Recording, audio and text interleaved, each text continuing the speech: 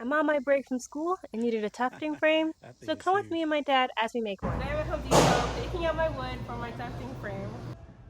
So there's two types of 2x4 woods that we were looking at. This wood was $6.25, and it's some sort of like pine wood. So we'd like to look at the color, the grain, and the little curly patterns. So that's the first one we were looking at. And the other wood was also a 2x4. This one was cheaper. It was $5. And this was white wood. But we ended up going with this one simply because it was cheaper. And honestly, I don't really care that much about what it looks like. So for the wood, I like to look at both sides to figure out which side I'm going to have as the back, and if the wood is presentable enough for me to use. And then I measure out the width, so it's about 1.5 inches wide, or I guess the depth. And then I also measure out the length because this will tell me how many pieces I need for when I'm making the project. Since I am making the top 50, I'm making all sides 50 inches, so I have a 50 inches in the middle. I'm making the bottom 54 inches simply because I need that for the clamps. And since it's 104.5 inches, I know that I'll need two pieces for the actual frame itself and one for the little part where you put the hooks on for the yarn. So here I am just finding another piece, making sure it looks presentable, and then I'm done with that. And don't forget to measure the next one at 54. Next, I like to measure out my distance so that I know where I'm cutting when the guy at Home Depot does the cutting for me. I line it up so that it's straight, because if it's not straight, then it's obviously not going to be the right length. So I'm very precise with this, and then take my dad's pencil and I make a little mark at the 50, I think we did 52 inches, no, 54 inches, simply because we need that extra for the width of, or the depth of the 2x4. And then this is me measuring out those side pieces. I chose to do those 12 inches because I think that's the width of the one at home. I made my dad be my trusty little assistant since he's the expert here on actually doing this type of project. He loves this type of stuff. So here he is, just laying out all of my pieces.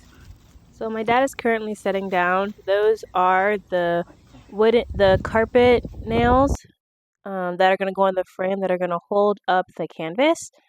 So I have my 4 2x4s. The sides are 50 inches. The top is 54 inches, and the bottom is 58 inches. I'm pretty sure.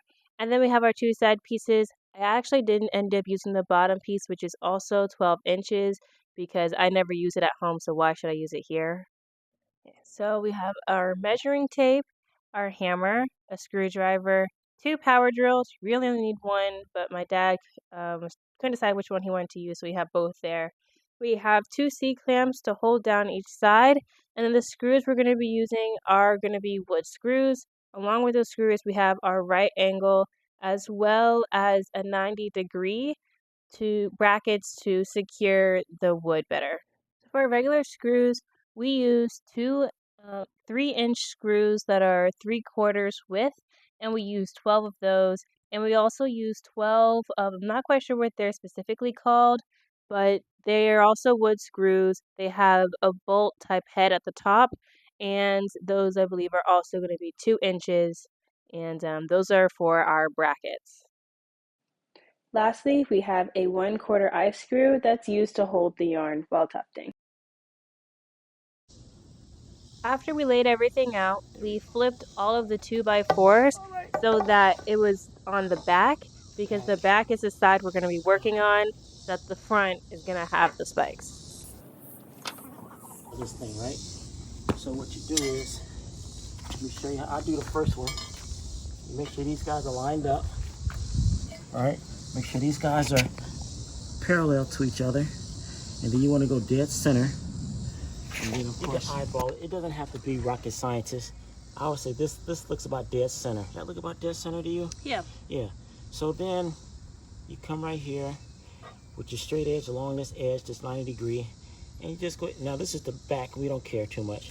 We just make a mark right there, right? And then we're gonna, then from this mark, we do, since this is the top, since we're gonna drill in this way, you bring your 90 degree along this edge, you match it up along that line right there, right? And you just make a really light line. See that line? So as long as this is on this edge and you go on this line, you'll make it down the center there. So we're gonna do that for each corner and also for those guys. All right. Yep. So I'm going to drill holes into the wood and I'm going to put it on a piece of scrap 2x4. My dad is going to explain how to choose the correct drill bit size. Okay, we're gonna drill into some wood, and pine, a lot of wood, it can split as the wood penetrates, as the screw goes inside the wood.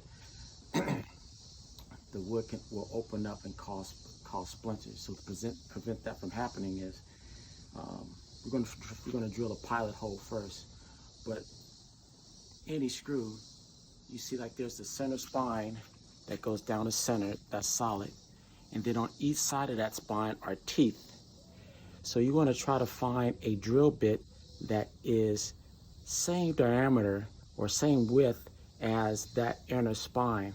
As you can, and then you can see on either side of that spine, if you drill this hole, you see teeth, such that when you drill this hole and you stick this screw in it, it will have a little pressure from the inner spine because this is smaller, and then the teeth will be able to grab the wood, but then you won't have as much pressure, which could possibly cause splintering. Now, an extreme, if we use this as a pilot, and you can see, you can't even see the screw, right? Whereas with this guy, you can see the screw, you can see the inner core, and you can see that that inner core there is just a little bit wider than this pilot hole we're going to drill. So that's what you want to shoot for. At least that's what I use. That's it. So with the bottom piece, I go ahead and I measure it against the top piece because I know the length of that piece. And there should be 8 inches left over at the end of when I measure this piece. So after that, I make a mark at the end. I measure the distance from that mark, and then I split it in half. And that's basically just going to tell me where the middle is. And so I'm going to line up the edge of one of my sides with the line that I made, and that would put me in the center so that everything is even.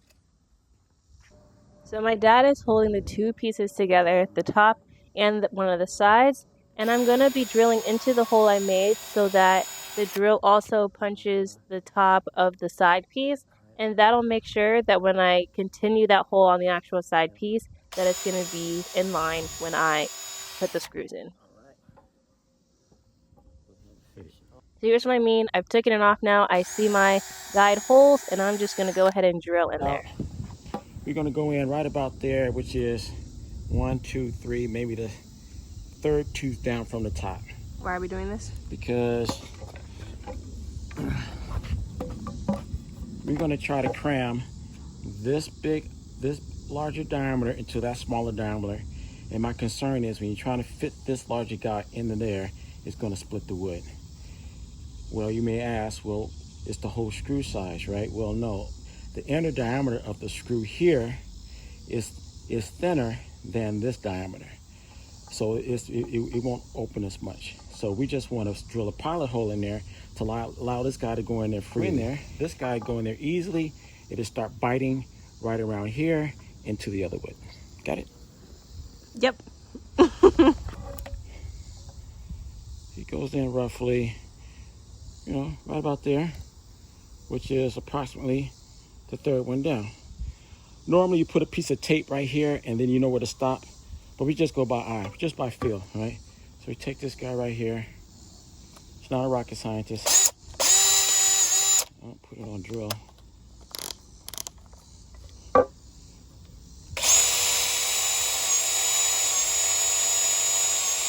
Right about there.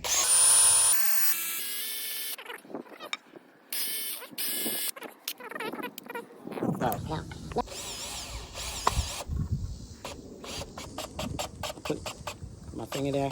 Since I can't see it, you can see it.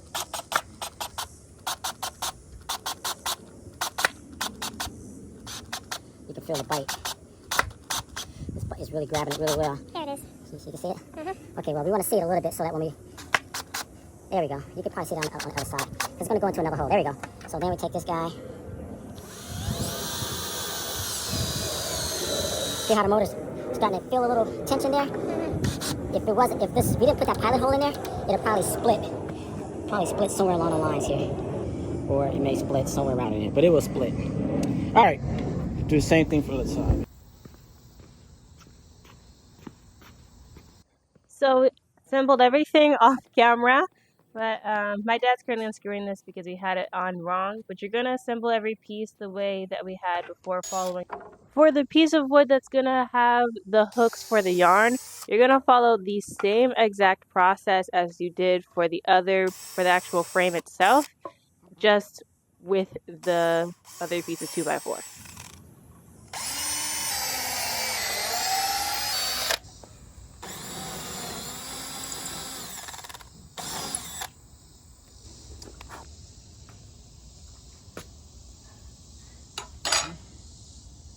Right?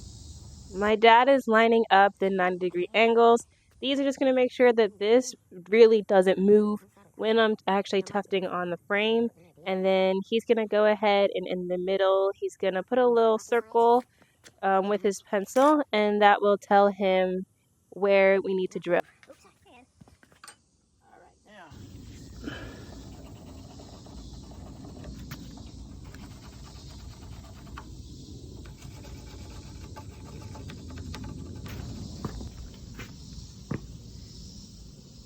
We made our marks, approximate center. The bolt itself, on the sheet, I normally like to have a washer. We'll see how it goes. Again, we're not building space shuttles. The wood is soft enough, so I'm going to push a hole in there to start it, as opposed to just starting with the drilling. We have an approximation where, pretty good, where the circles are. So from here, I'm just going to eyeball it, and there's enough of a gap in here to take care of any slop or inaccuracies with our hole. So I want to come in here right about there, right of center, push it in a little bit. You see that little hole? See how I made that hole there? So that way it's not going to slip on me. And it's, see, I go to the length of this thing. See there? So that, just take it to the bottom. It's a rough estimate.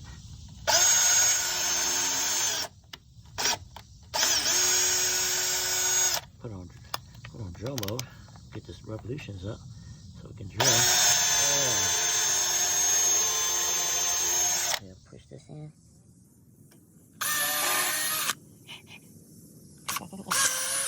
There we go. Right there. Again, we got enough slop in these things. Yeah, we got enough play. My dad's going to use a nut drill bit in order to secure these things. This is a very powerful drill, so please be careful. This is why I'm having my dad do it and not me. We've gotten to our final part. We're about to lay down our nail strips onto our frame. And it's very, very important that you're careful when you come to this step, because the nails are very sharp and it will hurt a lot if you touch them. So be very careful. But as we see, we zoom in on the nails, they're angled. And we want our angles to be pointing out so that when we lay it on the canvas on the frame, it's gonna snatch and hold on and not just fall off. So the angles are pointing out for all the nails. So I've laid my first strip down on the edge, making sure that those spikes are facing outwards. And then I'm just going to take the hammer and I'm going to first hammer down the end. And then I'm also going to hammer down the other end, making sure that it's in a straight line so that it doesn't move when I go ahead and finish off the middle pieces. And this is going to really make sure that everything is in fact straight.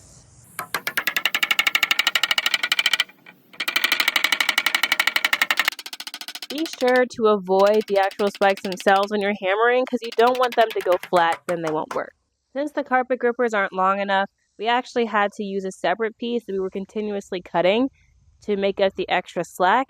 So here we are, lining it up, and then I'm going to go ahead and hammer in that one piece so that when we make the cut, it's going to lie straight. My dad went and took out a piece from another part that from the end we weren't using, and then I'm going to make a starter hole, and I was getting a little frustrated because it kept falling out. So even though I did all the others, my dad went ahead and did this one for me. So now I'm going to go ahead and cut it using a knife. Always make sure that when you're using a knife, you swipe away from your body and you stand on the side that you're not swiping towards. This is the safest practice. But after I'm done cutting it, I'm going to go ahead and step on it to loosen up the. We then trim it so we don't hurt ourselves, and then repeat that process for all 4 sides. Lovely. So this is where we're going to put the hooks for the yarn. I spaced them out where I think I'd want it, and then from there I go ahead and mark where I'm going to put the little, and then I'm going to drill with the smallest little drill bit. And I actually broke the first one. It was kind of a big, my dad assured me it's happened multiple times before. So I just had to make another little hole right next to it, and that's where I drilled that side. That's also why it's very important to keep the drill up and down the entire time so you don't break it. Then I'm going to take my hook, and I'm actually going to start off by screwing it in by hand. It takes a little oomph, so make sure you put your back into it. But I screwed it in by hand, and then my dad actually showed me this really neat technique that is a total game changer. So he attached one of the nut drill bits onto the actual drill itself, and then it fit on top of the hook. And as I screwed it in, as I hit the button, it screwed it in for me. So I didn't have to do any of the heavy lifting. I could even put it in reverse if I screwed it in too tight. But it was actually easier to just kind of spin it around. And also, that was a good way to orient it parallel, which is how I needed it. So that was awesome.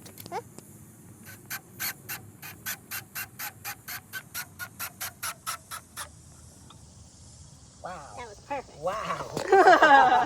And voila, we're finished. I am so excited that it's finally done. It took about an hour, and it should allow me to make projects about 4 feet. And make sure to check out my other videos where I actually tuft some rugs.